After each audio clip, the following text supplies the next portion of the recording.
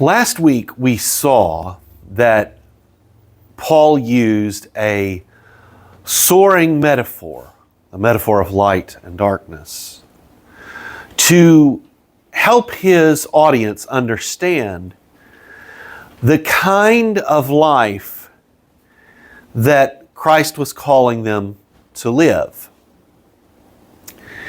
Now, this week we don't find that kind of soaring rhetoric.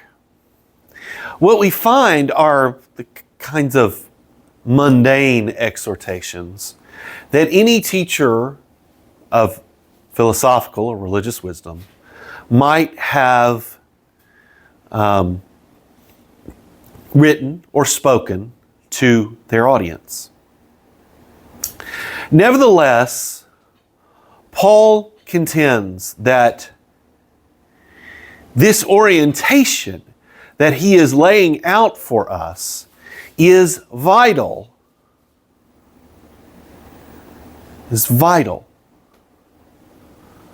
To our attempts to be the kind of church that Christ wants us to be. Now, let's begin with sort of a presupposition that Paul has. And you see it there at the end of the first major sentence in how the NIV translates these verses. For the days are evil.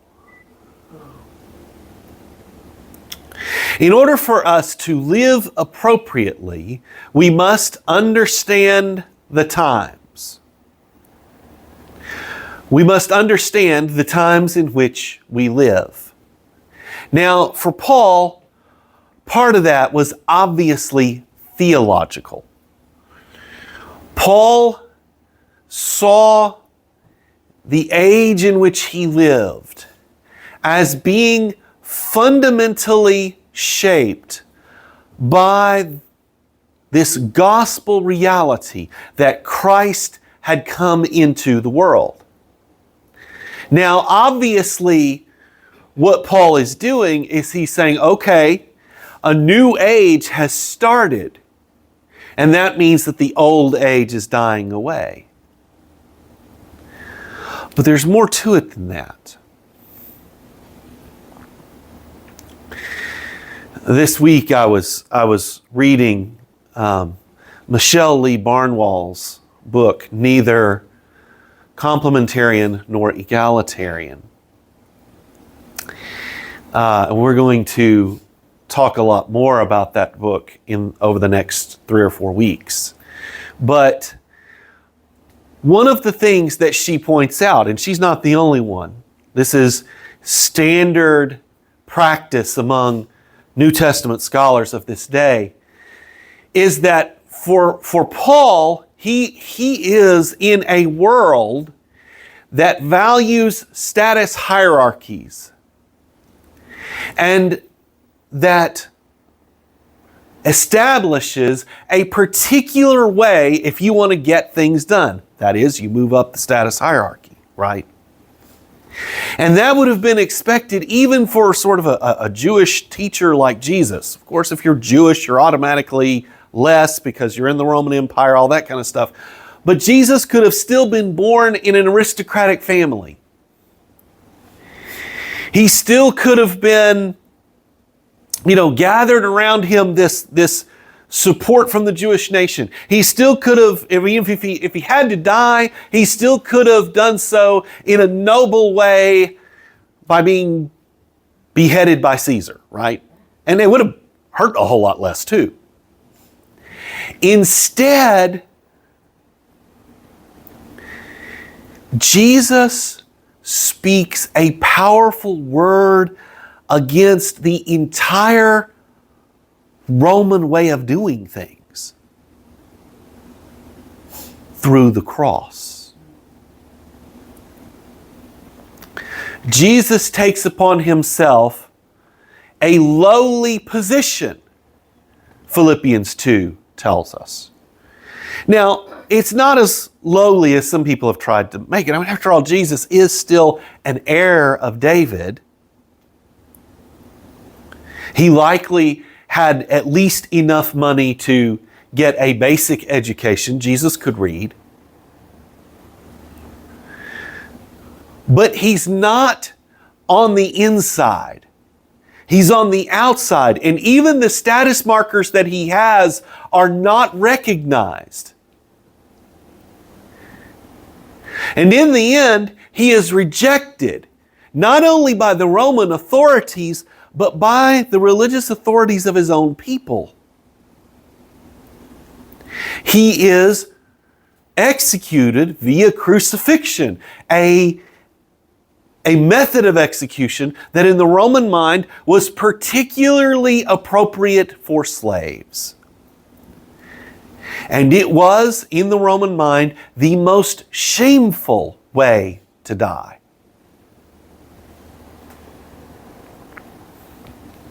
So for Paul, the whole cross, the whole business of the cross is a stunning rebuke to how our world works. The world of clawing your way to the top and stepping on whoever you have to step on to get there.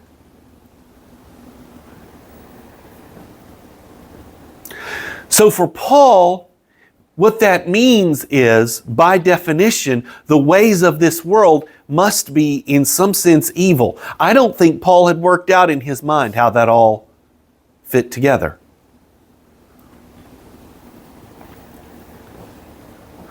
But this is not the only place that he mentions the evilness of his times. Remember, Galatians 1:4, this present evil age.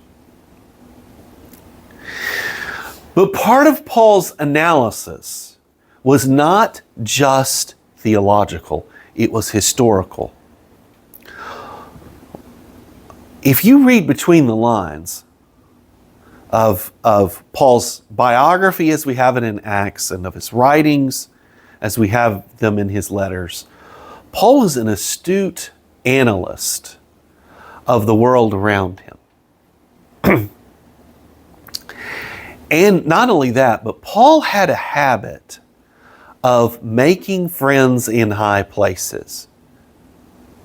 We see that when Paul comes to Ephesus. In Acts, I think it's 19. Paul makes friends in high places. So now, when Paul is writing this letter, he is sitting in Rome under house arrest.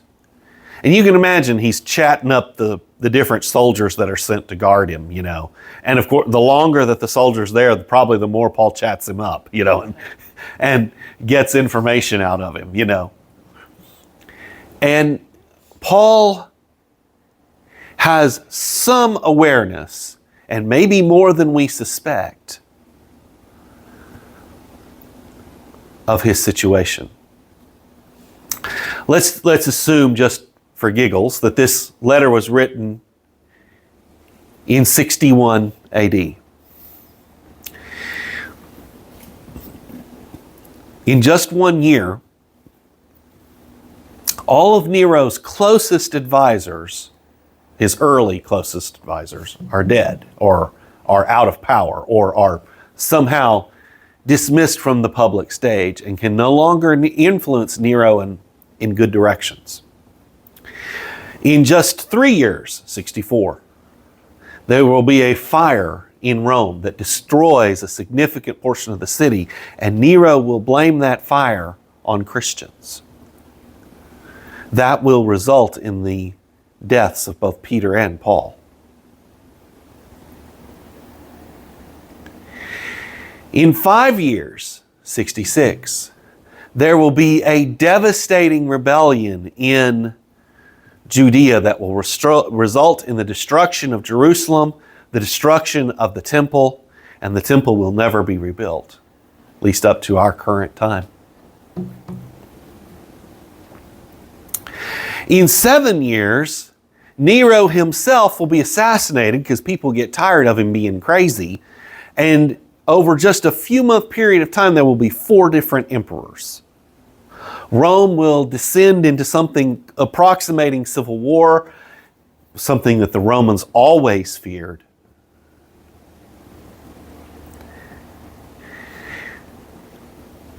When Paul said, the days are evil, he wasn't kidding. Now, we already have that theological framework, that theological foundation. We see it in Paul, we see it in Peter, we see it in the Gospels. This already not yet. We live between the times. Christ has come, but His kingdom is not yet consummated. There is this old age in which the enemy continues to wage war on the people of God. But in that narrative, there are ups and downs, right? There are good times and there are bad. It is our responsibility to do what Paul did and to discern our times. Jonathan Haidt recently observed that for, say, 50 or 75 years, democracy was pretty easy. After World War II, it may not have felt like it, but it was. His argument is that democracy is not actually that easy to run. Societies tend to devolve, if you will, towards some kind of autocratic leadership, and we are seeing that all over the world. What is worse is that in our current social media-driven context, people cannot discern the difference between truth and falsehood. It's just the reality of things. And the media has always been that way, okay? There were lots after the printing press was developed, there was lots of stuff flying around Europe that was destructive of public order or deceptive and that kind of thing. But social media is particularly that way because the algorithms feed you what they think will keep you engaged in the platform. And if, stories about aliens invading Area 51 will keep you on the platform, then that's what they'll do. If stories about how President Trump is growing horns out of the back of his head will keep you engaged in social media, that's what they'll give you. If stories about how the Democratic Party is really a cabal of sex trafficking pedophiles will keep you engaged in the platform, that's what they're going to feed you.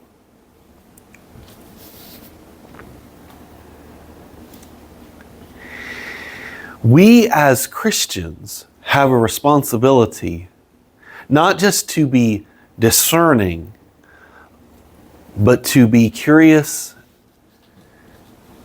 and well-informed. We need to understand the times.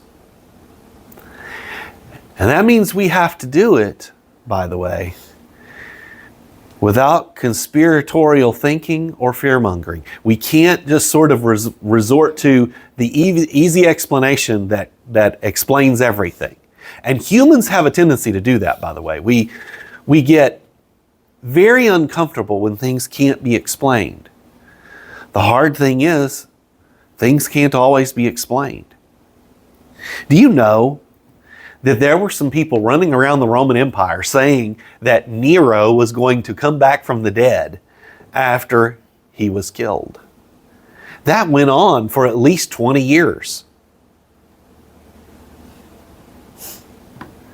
I don't know about you, but I really don't want to see Nero again myself, but that's what some people did. We as Christians always have to be the cooler heads. We have to be the adults in the room. And that means we have to understand the times in which we live, we have to look at them sober-mindedly. And right now, we are in a time of prosperous, decadent fearfulness. There's a lot of fear out there. And fear can very easily turn to anger. That doesn't have to be a threat to us. It can be an opportunity. Another thing about our times in which we live is that we live in a time of great loneliness. Well, we got the cure to loneliness. We got community. We have each other. That gives us an advantage. So see, there's be understanding the times is not just about, some preacher pounding the pulpit and saying, the whole world is going to purgatory in a handbasket. A lot of fundamentalist preachers built their empires on that kind of preaching. Understanding the times is about seeing, in business programs we call it a SWOT analysis. Strengths, weaknesses, opportunities, threats. All of those play a role. Now,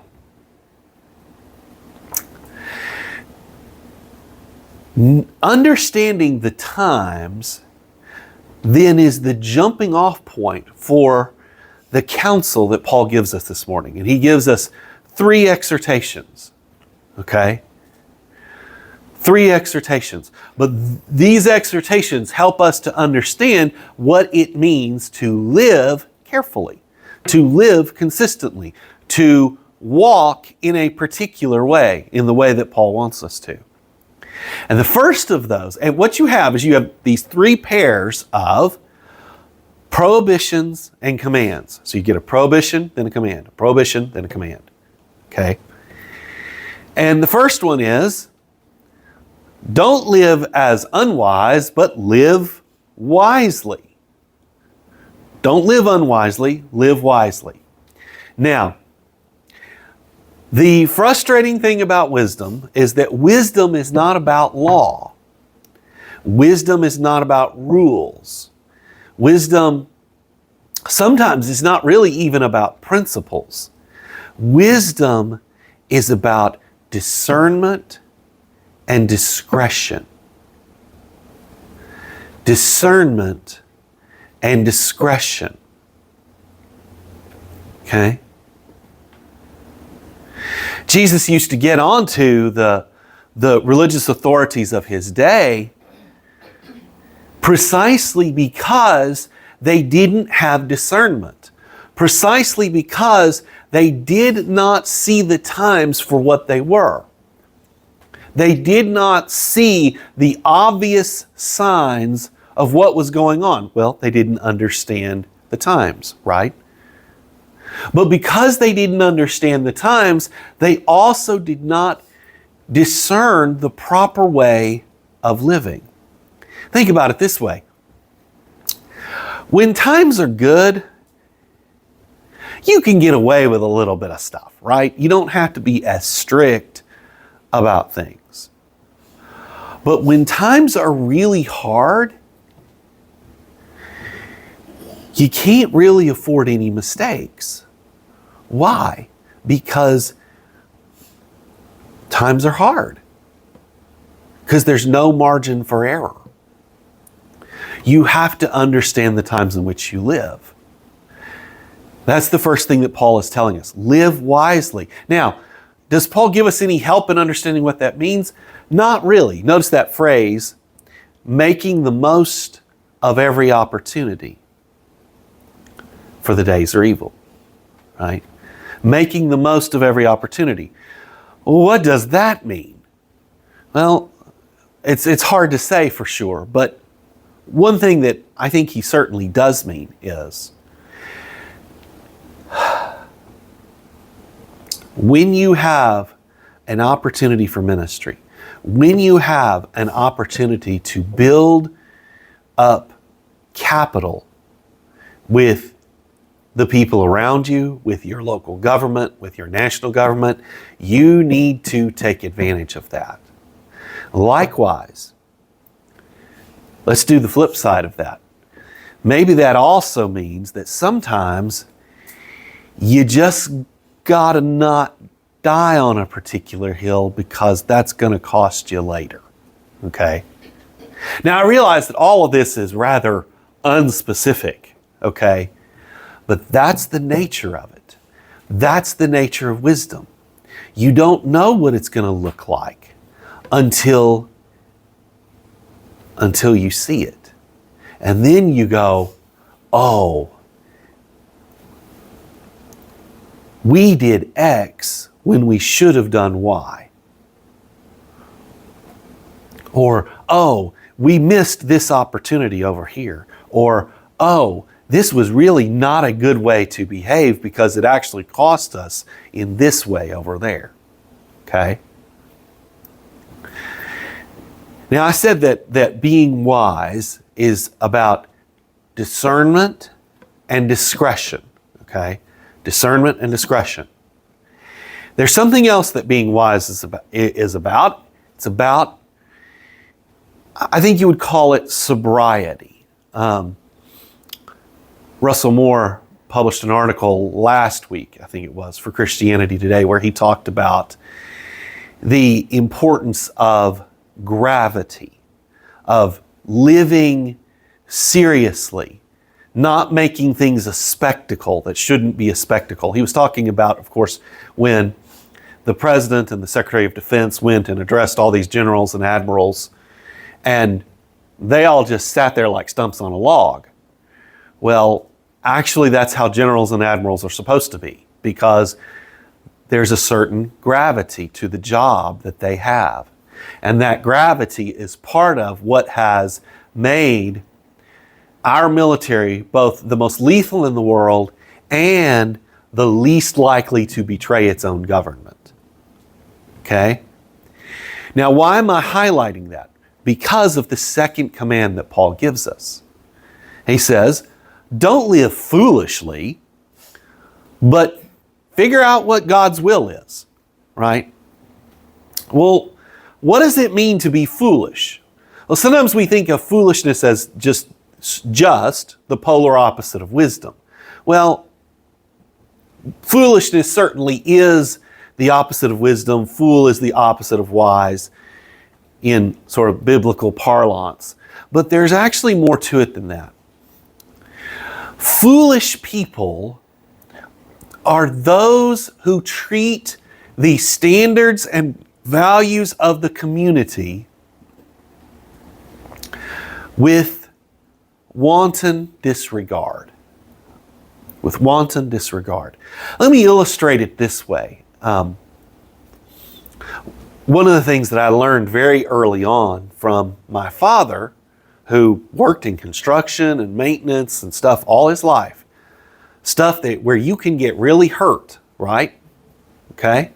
One of the things I learned from my father very early on is you observe the safety rules on the job site, whatever those are, right? So even when I was 18 and I started working in the grocery store, and one of the reasons that they hired me was because I could run the box crusher, right? But I made sure that I understood how that box crusher worked, and I especially made sure I understood where that big red button was that stopped it, right? Okay? But those of you who have worked on those kinds of job sites, mainly Roy, right? You know that there are some guys, and I don't mind saying guys here because I've never heard of a woman like this, but there are some guys who will come out to a job site and it doesn't matter what the boss tells them, it doesn't matter what the foreman tells them, it doesn't matter what the safety officer tells them, they're just going to do whatever cockamamie thing crosses their mind. That's a fool. That's a living example of a fool. Just Yeah, some of you probably have somebody's face in your mind right now. Just take his face and put it in the dictionary. That's a fool. Now, here's the thing. Sometimes we act that way, not just on job sites, but in life, right? We just do whatever foolhardy thing comes to our mind. And one manifestation, it's just one manifestation, but it's one manifestation, is this sort of mentality where you don't take anything seriously. That's what Russell Moore was driving at, is the sort of, wink, nod, hee, smirk, laugh at all the foolishness you see from politicians, right? Well, of course, if we, the electing people, wink and nod at it and laugh at it and say, well, isn't that funny? They're going to keep doing it, right? But it's more than that. Because that sort of cavalier attitude starts to corrupt our own souls. We start to become like that.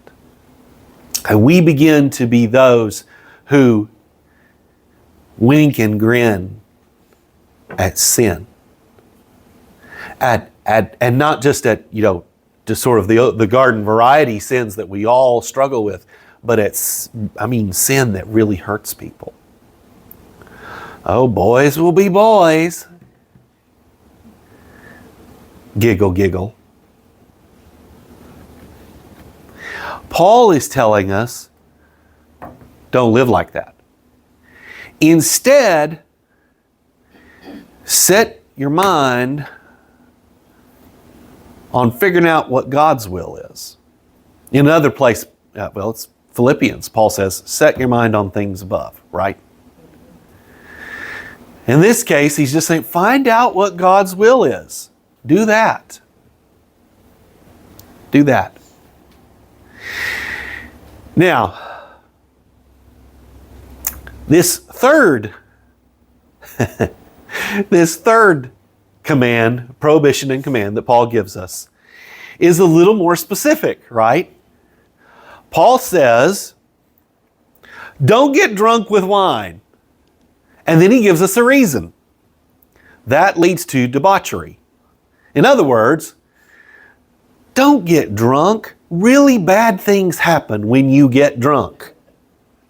I'll never forget, when Natalia was doing her social work degree one semester, she had a group of girlfriends that they went out for lunch almost every week for a while because they really enjoyed each other's company, and they were all kind of different from each other, but they all enjoyed each other.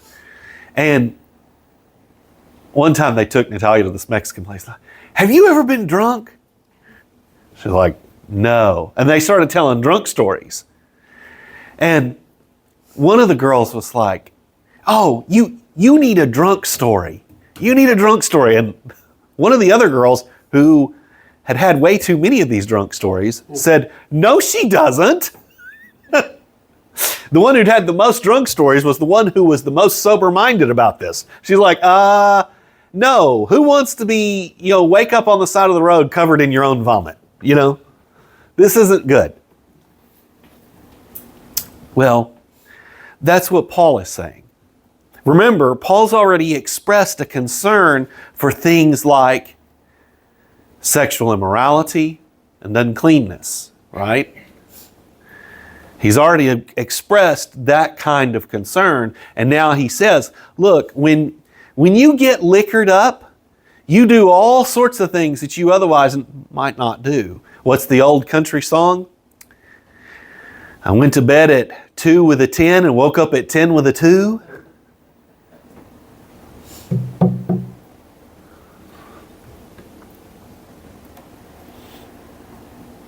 The whole premise is kind of depersonalizing of women, but even besides that, you get the point.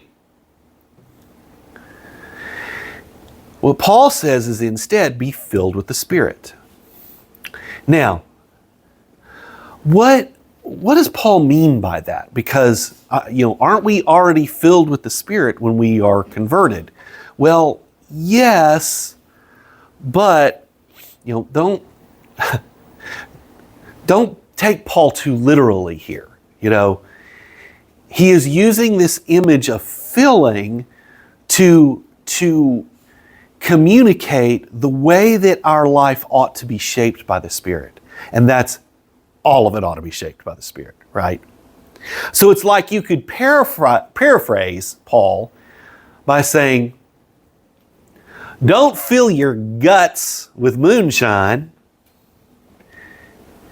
Fill your heart with God's Spirit. I think Paul would like that, actually. Now, why is it so important to live a life that is so saturated with God's Spirit?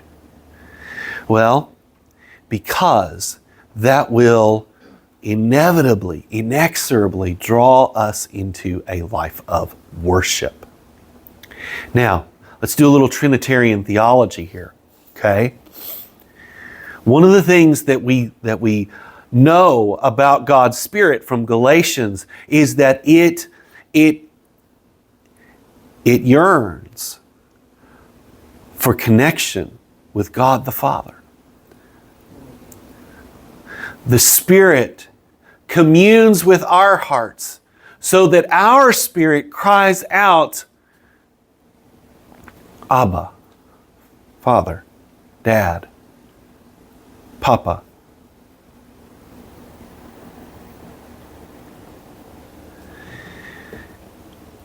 No wonder worship is the natural outflow of the Spirit's activity.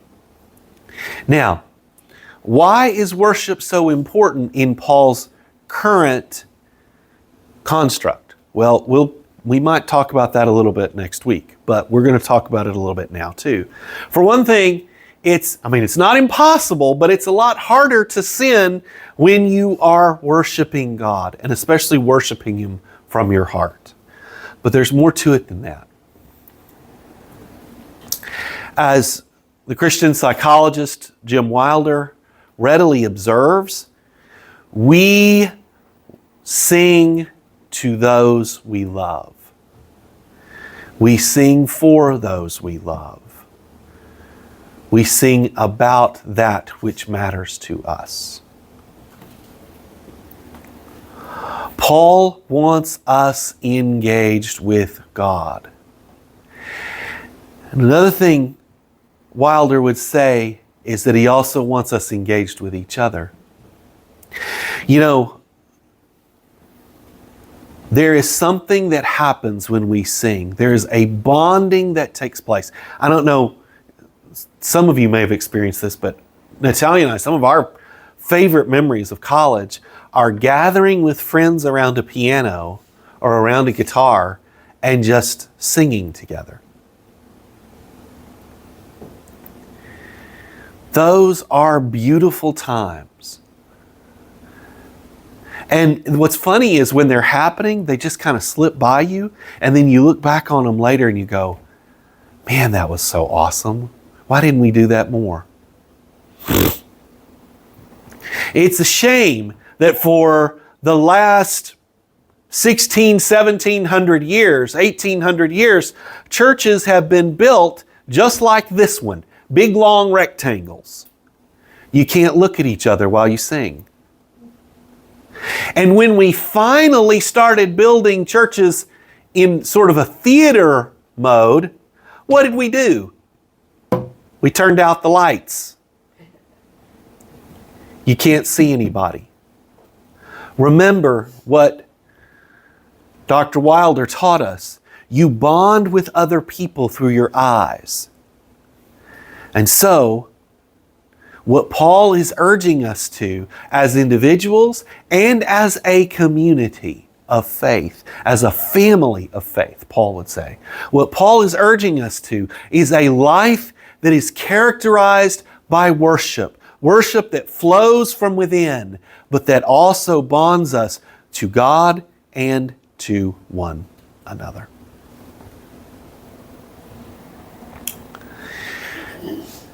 So in closing, what is the life that Paul is calling us to? It is a life of serious, yes, sober-minded, yes, but also joyful wisdom. It is a Spirit-filled life. What was the name of that old book? Gosh, I just lost his name. The Wonderful Spirit-Filled Life. By the way, it's an old book, but it's worth reading if you've never read it. That's the kind of life that Paul is calling us to.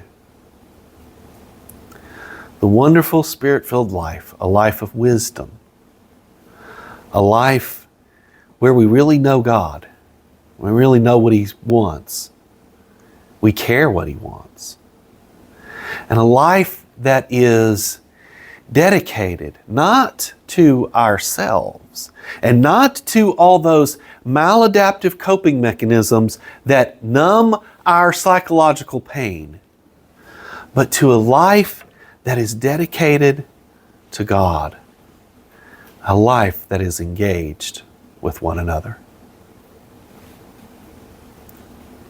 Let's live that kind of life. Let's live a life where the music that's in our heart is music about Jesus, about love, about holiness, about grace and mercy and forgiveness. Not about vengeance and selfishness and pride. Let us pray.